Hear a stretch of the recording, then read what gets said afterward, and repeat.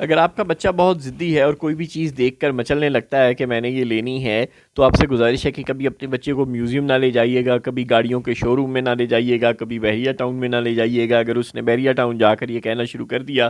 کہ میں نے یہ گھر لینے ہیں، تو آپ مشکل میں پڑ جائیں گے۔ اگر اس نے دکان میں جا کر، کسی شو روم میں جا کر یہ کہنا شروع کر دیا کہ میں نے یہ ساری گاڑیاں لینی ہیں، تو آپ مشکل میں پڑ جائیں گے۔ اور اگر اس نے میوزیم جا کے کہہ دیا کہ میں نے یہ والا مجسمہ لینا ہے یا یہ والی توپ لینی ہے، تو آپ بہت مشکل میں پڑ جائیں گے۔ اس لیے ضدی بچوں کو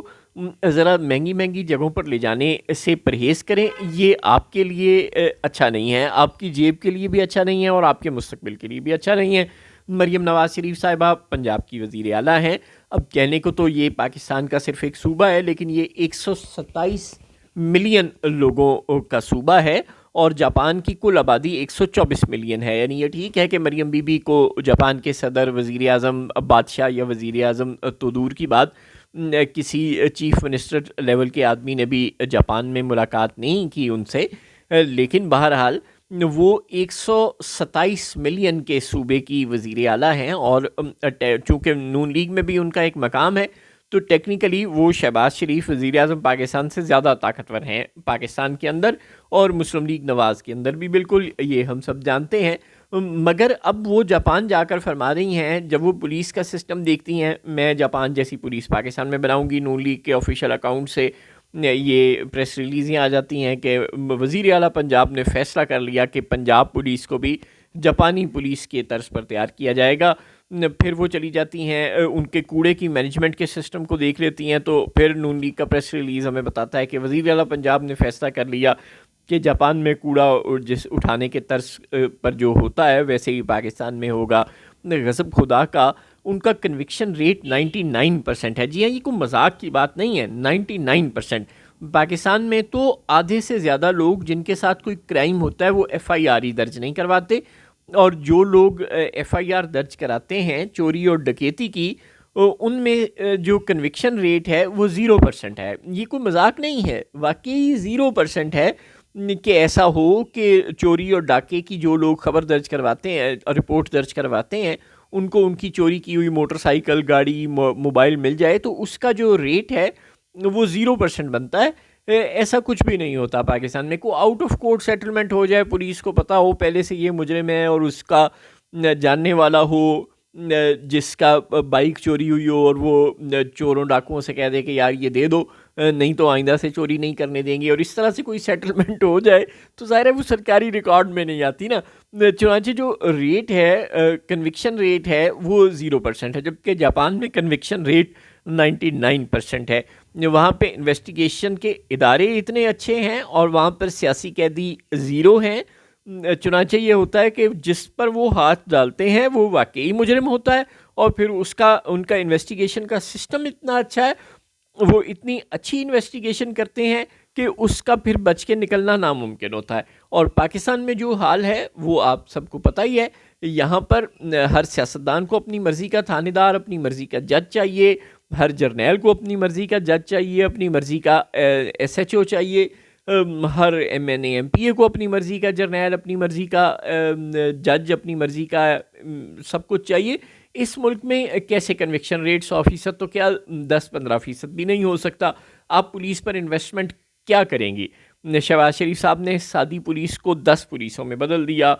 کبھی انہوں نے ڈولفن، یعنی جتنی دفعہ وہ وزیر اعلیٰ بنے انہوں نے 1-2 پولیسیں ضرور لانچ کی اپنے سسٹم میں، اور اللہ کے فضل سے ان کی بھتیجی کو تو ابھی کوئی 1.5 سال بھی نہیں ہوا اقتدار میں آئے، اور انہوں نے بھی 2-3 قسم کی پولیسیں تو لانچ کر ہی دی ہیں۔ شہباز شریف صاحب نے ایلیٹ پولیس فورس بنائی، پیرو فورس بنائی، ڈولفن پولیس فورس بنائی، اور نہ جانے کتنی بنائی ہوں گی۔ اور اب مریم بی بی نے آ کر وہ پیرا بنا دی ہے، اور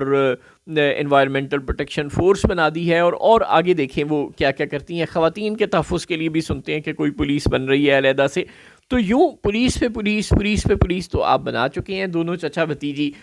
ابھی بھی آپ کو جاپان کا ماڈل پسند آ گیا تو اب آپ واپس آئیں گے، کیا کریں گے؟ آپ کروڑوں روپے کا نیا بجٹ بنیں گے، کوئی نئی قسم کی پولیس، ماڈل پولیس، جاپانی ٹائپ کی پولیس کے اشتہار دیں گی بڑے بڑے اخبارات میں، کروڑوں روپے ان اخبارات کے فرنٹ پیج پہ وہ اشتہار چھپیں گے، پھر اربوں روپے، کروڑوں روپے کی بلڈنگزیں خریدی جائیں گی یا زمینیں خریدی جائیں گی، اور وہاں بلڈنگز بنیں گی، اور پھر نئی پولیسوں کی بھرتیاں ہوں گی، پھر ان کے لیے نیا اسلحہ آئے گا، نئی گاڑیاں آئیں گی، اور اللہ اللہ خیر صلی اللہ، جب یہ سب کچھ ہو جائے گا تو آپ کی حکومت چلی جائے گی۔ او خدا کا نام لیں، جو چیز آپ باہر جا کر دیکھتے ہیں وہ پاکستان کے لیے اچھا، پنجاب کا جو ٹوٹل بجٹ ہے وہ اگر آپ ہم ڈالروں میں بات کریں تو وہ تقریباً 19 بلین ڈالر آپ کہنے کے بنتا تو نہیں، 18.9 بلین ڈالر کے قریب لگ بھگ بنتا ہے پنجاب کا بجٹ، جبکہ جو خالی ٹوکیو شہر ہے، پورے جاپان کی بات نہیں ہو رہی، خالی ٹوکیو شہر، اور یہ بات ذہن میں رکھیں کہ پنجاب کی آبادی 127 ملین ہے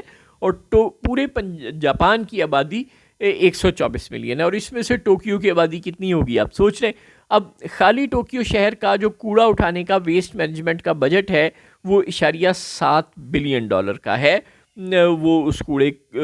کو جلاتے ہیں، اس کے دھوئیں کو فلٹر کرتے ہیں، یعنی جلاتے ہیں مگر فضا میں آلودگی زیرو ہو جاتی ہے کیونکہ سارا دھواں وہ فلٹر کر دیتے ہیں، اور اس کے بعد پھر اس کوڑے سے، اس کچرے کے ویسٹ سے وہ سیمنٹ بناتے ہیں۔ اللہ اللہ خیر صلی اللہ، یعنی یوٹیلائز بھی پوری طرح ہوتا ہے، اور شہروں میں آپ کو کہیں کچرا بھی نظر نہیں آتا۔ اور جو کینیڈا اور امریکہ اور جو زیادہ ترقی یافتہ ملک ہیں انہوں نے اس سے بھی اچھے کوڑے کی یوٹیلائزیشن کے سسٹم بنائے ہوئے ہیں، لیکن بہرحال وہ اربوں ڈالر کے بجٹ ہوتے ہیں ان کے اس طرح کے کاموں کے، جبکہ پنجاب کا ٹوٹل بجٹ 18.7 بلین ڈالر کا ہے۔ آپ اس بجٹ کے ساتھ، ان پیسوں کے ساتھ جاپان کے کوڑے کی یوٹیلائزیشن کے ماڈل کو فالو نہیں کر سکتے، آپ اپنی لمٹس کے اندر جاپانی پولیس کے سٹرکچر کو فالو نہیں کر سکتے۔ برائے مہربانی جو چیز آپ باہر دیکھتے ہیں اس پر آپ کا دل مچلنا شروع ہو جاتا ہے۔ پہلے آپ کے چچا اور پپا کا میٹروز اور اورنج لائنز اور گرین لائن اور یلو لائن دیکھ کر دل مچلنے لگ پڑا تھا، وہ یہاں آئے ترکی سے اور انہوں نے وہ ماڈل کاپی پیسٹ کر دیا۔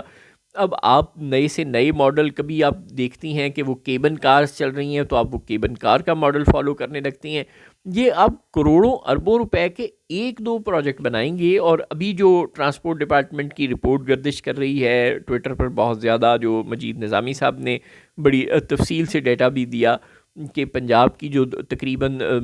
2 کروڑ کی آبادی ہے اس میں سے کوئی 12% لوگ، 10 سے 12% لوگ پبلک ٹرانسپورٹ سے مستفید ہو رہے ہیں، باقی 80-90% لوگ پبلک ٹرانسپورٹ سے مستفید نہیں ہو پا رہے۔ اتنی تھوڑی ہے پبلک ٹرانسپورٹ، اور ابھی یہ مت بھولیں کہ صرف لاہور شہر کی بات ہو رہی ہے جس میں پورے پاکستان کی نسبت پبلک ٹرانسپورٹ سب سے اچھی ہے، اور یہ بلا شبہ مسلم لیگ نون کے لیڈران کے باوصف ہے۔ لیکن اس کے باوجود یہ حال ہے کہ لاہور کی 80% پاپولیشن اس پبلک ٹرانسپورٹ سے فائدہ نہیں اٹھا پا رہی کیونکہ اس کی مقدار اتنی تھوڑی ہے۔ تو پاکستان کے جو حکمران ہیں انہیں اپنے بجٹ کے مطابق منصوبے بنانے ہوتے ہیں، لیکن ہم ایسا نہیں سوچتے، ہم چادر دیکھ کر پاؤں نہیں پھیلاتے، ہم اندھا دھند شوکیس پروجیکٹس بنانے کی کوشش کرتے ہیں،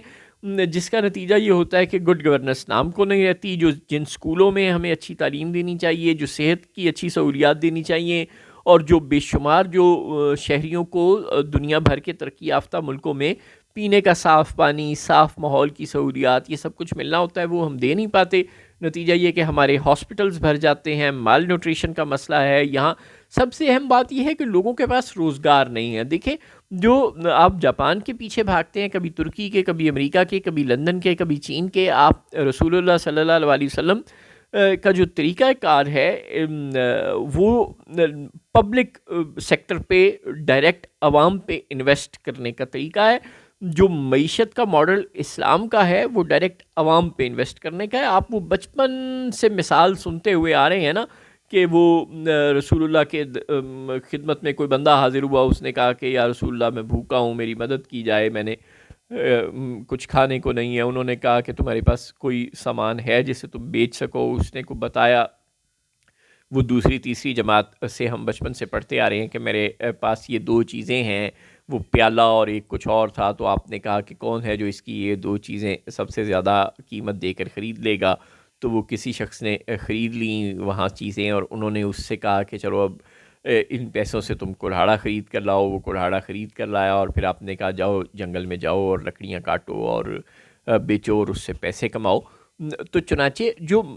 مین پاور پہ انویسٹ کرنے کا فارمولہ ہے یہی بہترین فارمولہ ہے۔ بنگلہ دیش ہم سے الگ ہوا، اور جو ڈاکٹر یونس آج وہاں کے وزیر اعظم ہیں انہوں نے بھی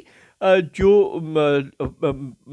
پبلک کی جو غربت ہے، عوام کی جو غربت ہے، اس کو دور کرنے کے لیے یہی ماڈل اختیار کیا تھا کہ وہ عوام کو ڈائریکٹ پیسے کما کر غربت سے باہر نکالنے میں کامیاب ہوا تھا بنگلہ دیش. عوام کو اپنے پیروں پر کھڑا کرنے کے قابل ہوا تھا. چھوٹے چھوٹے کاروبار کروانے کی انہیں یہ صلاحیت دی گئی تھی، ان کو طریقے سکھائے گئے تھے، اور اسی سے ہی ملک ترقی کرتے ہیں. آپ کو جو اس وقت ضرورت ہے وہ یہ ہے کہ یہاں اسمال اینڈ میڈیم انٹرپرائزز کا رواج ڈالیں، یہاں چھوٹی صنعتوں کا رواج ڈالیں. آپ عوام کو گھریلو دستکاریاں شروع کرنے کے لیے پیسے دیں. جو چھوٹے بڑے کسان ہیں ان کی مدد کریں تاکہ وہ اپنے پیروں پر کھڑے ہو سکیں. جو چھوٹے بڑے دکاندار ہیں ان کی مدد کریں تاکہ وہ اپنے پیروں پر کھڑے ہو سکیں. جو مزید لوگ بزنس کرنا چاہتے ہیں ان کی مدد کریں. اور جو بڑے بڑے بزنسز ہیں، جو انڈسٹریز ہیں، جو ٹیکسٹائل سیکٹر ہے، جو ٹھپ ہوئی پڑی ہیں بجلی گیس وغیرہ نہ ہونے کی وجہ سے، ان کو سپورٹ کریں تاکہ لوگ خود اتنے پراسپرس ہو جائیں، ان کی جیب میں اتنا پیسہ آ جائے کہ وہ اس پیسے سے پھر اپنے ملک پر خود انویسٹ کر سکیں، اپنے ملک کا انفراسٹرکچر خود بہتر کر سکیں. اگر لوگ امیر ہوں گے تو وہ آپ کو ٹیکس دیں گے اور وہ خود فلاحی پروجیکٹ شروع کریں گے ملک کے اندر. نتیجہ یہ ہوگا کہ ملک کی صورتحال بہتر ہوگی. اگر اس ملک میں ایک نہیں بہت سے عمران خان ہوں اور وہ بہت سے شوکت خان کینسر ہاسپٹل بنائیں، نہیں سیاسی والا عمران خان چھوڑ دیں، اگر اس ملک میں ایک نہیں بہت سے عبدالستار عیدی ہوں اور وہ بہت سے